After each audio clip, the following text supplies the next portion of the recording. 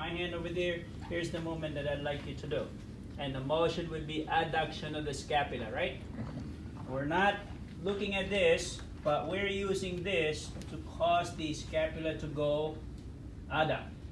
Okay, try that one more time. And I'm putting my hand right there. Lower trapezius, Superman. Okay, be right over there. And I'm thinking spine of the scapula, lower spinous processes, spinous process origin, spinous scapula insertion. I'm gonna put my hand in between that. And the movement that I'd like you to do is this way right here. Ready and go. Lower traps. Okay? Lower traps. Okay? Very good. Now let's go. Have you sit up over here, facing that way. Yep. On the edge over here, facing that way. Here's the movement I'd like you to do. Tell me the muscle. Anterior deltoid. So here's the movement I'd like you to do. And I'm going to put my hand right there. Ready and go. Posterior deltoid would be horizontal abduction. Horizontal abduction. And I'm looking at the muscle over there. Spinous scapula going on to the deltoid tuberosity. I'm going to put my hand over there. Ready and go. Keep going way back. There you go. Okay? That's it. Horizontal ABD. Middle deltoid. Okay? Then we go to biceps brachii. Biceps brachii. I'm going to go over here in front now so everybody can see. Come on over. Okay?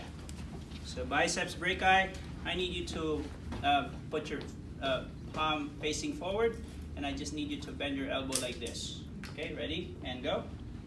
Biceps brachii, and I'm going to palpate right in the belly. You cannot miss that. Some of you, if one of you misses this, I'm going to kill you. Okay? Mark my word. You cannot miss that because everybody knows what bicep is, right? Okay, I'm joking. I haven't killed anyone yet. So maybe in this class, we'll be the first one. Maybe in this country. Okay. Anyway. Maybe in this country. Not in this country yet. So, all right. Biceps brachii. Okay? Then we go, let's do the brachioradialis because that's a little easier. I need your forearm to be facing this way. I need your wrist to be this way right here. And I need you to bend your elbow. Keep it bent. Don't let me push it down. Keep it bent. Do not let me push it down. They cannot see. Okay. All right. Ready? Okay. And it'll be this one right here. Brachioradialis. Okay. How do we do brachialis? Palm down. Okay. And I'm going to locate bicep, triceps in the back. Okay, let's step back a little bit. Bicep, tricep. And I'm going to go look for something in between. And I'm going to push that bicep a little bit out of the way. Okay? Then bend your elbow against my hand. Ready? And go. Okay? And then I will feel that. Again, look for the bicep. Look for the tricep. In between that one would be your brachialis. Making sure that your palm is down. Palm up. Which one? Biceps. You to straighten your elbow out like this. When I say go, and go, triceps. You cannot miss that, okay? Why are you doing this? You're exposing the posterior surface of the arm, okay? Plus, the motion is against gravity. You And you cannot read- do it standing, sir? You cannot do it standing. You can, all right? You can, but, you know, you can do this. Hit this sits muscle, S-I-T-S. What are they called together? Rotator cuff. S-I-T inserts where? Greater tubercle. That makes it easy, doesn't it? S-I-T inserts on the greater tubercle. Supraspinatus originates where? Supraspinous. Supraspinous Fossa. fossa. Infraspinatus originates where? Infraspinous fossa. Infraspinous fossa. Teres minor, lateral border of your scapula. Okay? So there's your acromion process, there's the upper border. I'm going to put my hand over there. That would be your supraspinous fossa. Okay? And then here's the movement I'd like you to do. I need you to bring your arm out against my hand over here. Ready? And go. And I'm feeling that. Okay? Supraspinatus, 0 to 30. Okay? If I was to let her do that movement, nice and slow, 0 to about 30, that's supraspinatus kicking in. After that one, that would be the deltoid. But That's your kinesiology whenever you get to that one, okay? Supraspinatus. Then we go to infra and teres. They both do the same action, which is on your back piece. Shoes off. Thank you. Infra and teres have the same action, which is lateral rotation, external rotation, outward rotation, however you want to say that. They're all the same. Okay? I'm going to put her elbow this way. Sorry, on your tummy. Oh, that happens. This is the practical exam. You position the patient in the wrong way. Okay, you realized it, then you're going to change that position. Okay? So lateral rotation will be this way. Okay? And infraspinous fossa is a big area, isn't it? You cannot miss that. Just put your hand right there. And I just need you to bring your the back of your hand up towards the ceiling this way. Ready? Like this. And ready and go. Infraspinous fossa, infraspinatus. Okay, how about teres minor? What did I say? Lateral border of scapula inserts on the lesser tubercle. You're going to picture it like that. It goes underneath. So I'm looking at the joint right here, and I'm going to put my hand right there on the posterior shoulder joint. Same motion, please. There you go. I feel it. Infraspinatus, teres minor. Okay? Next one, subfossa. Where does it insert? Lesser tubercle.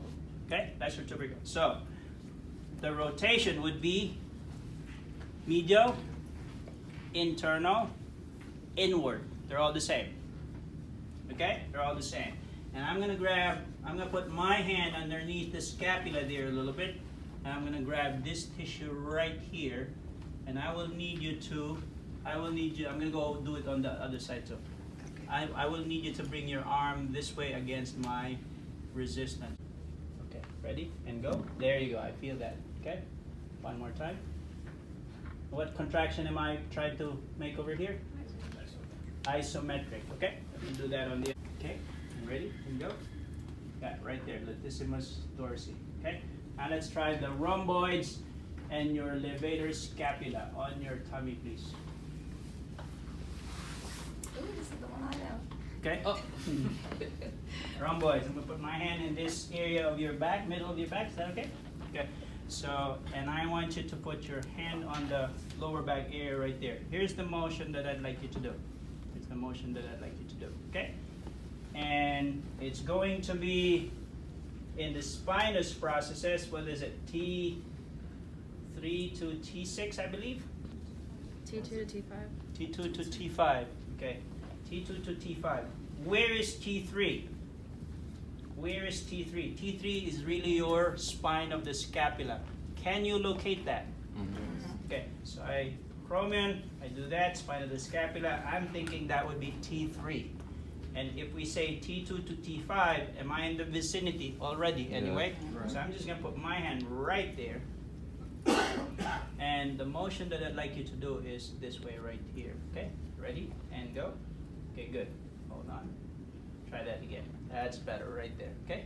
That would be the rhomboids. I'm going to do the same thing over here. Okay? And again. There you go. Okay, good. Rhomboids. Okay? Now we go do the levator scapula. Relax now. Levator scapula. The action would be elevation of the scapula. Okay? And it inserts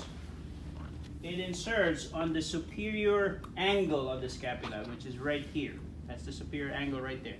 So I'm going to put, and it originates on the transverse processes of C1 to C4, which is over there. So I'm thinking the muscle goes like that. I'm just put my hand right there in between, and I just need you to bring your left ear to your left shoulder. The other way around, sorry. Left shoulder to your left ear. There you go. How do you differentiate this from upper traps? Right there would be your upper traps. Go ahead, the same motion. Okay, upper traps doing shoulder shrugging. Levator scapula also doing shoulder shrugging.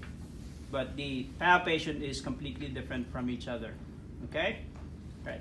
Your longus, which is your lateral supracondylar ridge, a little higher, right? Why would it be higher? Because it's 'Cause it's longer. longer. Okay. What are the insertions?